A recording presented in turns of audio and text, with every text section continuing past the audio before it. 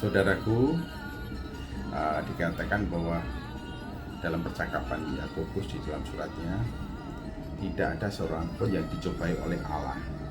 Masing-masing orang dicobai oleh keinginannya sendiri, dan keinginannya itu telah dibuai, dia akan menghasilkan dosa.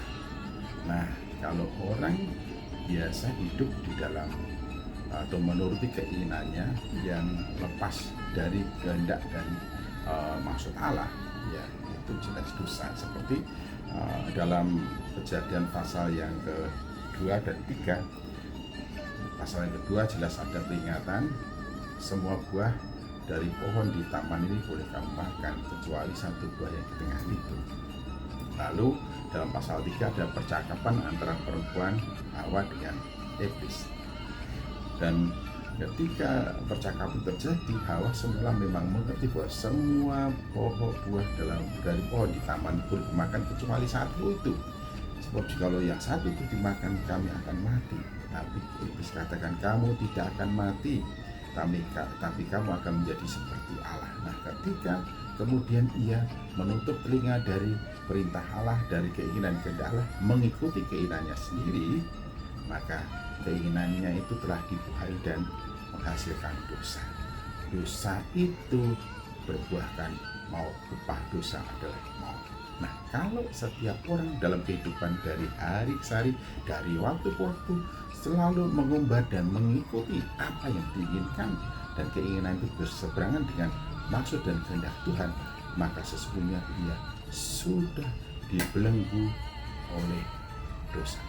Sudah dibelenggu oleh dosa, sampai kemudian perbuatan-perbuatan yang didasarkan atas keinginan diri sendiri yang lepas dari kehendak dan kemauan Allah dianggapnya sebagai satu kebenaran, bahkan habit yang dipertahankan dalam hidupnya menjadi cara hidup dari hari ke hari, kehidupan yang didasarkan pada keinginannya sendiri yang jauh dari maksud dan kehendak Allah. Ini adalah satu kebiasaan dosa yang dipelihara menjadi budaya manusia. Nah, apa akibatnya? Yang jelas kita semua tahu bahwa upah dosa ialah maut. Kalau kamu memakannya, kamu pasti akan binasa. Setiap orang dicobai oleh keinginannya sendiri, dan kalau keinginan itu telah dibuai dan menjadi matang, maka melahirkan dosa.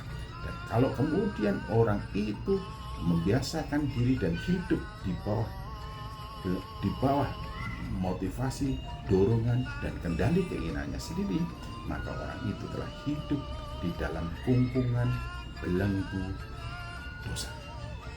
Nah, cara hidup yang demikian itulah yang akan membuat orang ditenggelamkan dalam kebinasaan oleh dosa. Ingat ya, kalau kita hidup mengikuti keinginan kita sendiri, keinginan yang lepas dari atau jauh dari kehendak, maksud, dan perintah Tuhan, kalau keinginan itu sudah dibuai menjadi matang, melahirkan dosa, lalu membelenggu orang itu hidup didasarkan pada keinginan kemauan yang tidak sesuai dengan kehendak Allah, maka orang itu hidup di dalam belenggu dosa, hidup di dalam penjajahan dosa, hidup di dalam naungan dosa, hidup dilingkupi oleh cara dan kebiasaan berdosa.